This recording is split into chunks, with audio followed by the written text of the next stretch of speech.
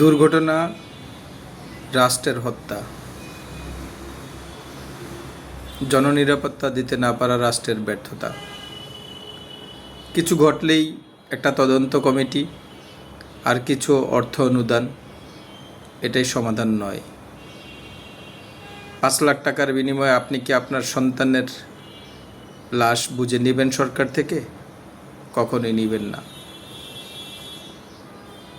এর মধ্যে আরও কিছু লোক আছে, উত্তরায়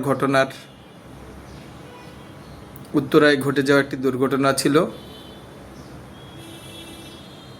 যে মেট্রো রেলে কাজ করার সময় গাড়িতে স্প্যান পরে মারা যায়, সেই ছবি পোস্ট করছে যে দুর্ঘটনা আগেও হয়েছিল। আরে ভাই, প্রতিদিনই তো মানুষ মারা যায়, তো আপনি বেঁচে আছেন কেন? কষ্টটা যার হয় সে বোঝে। ফিল করতে শিখুন মানুষকে।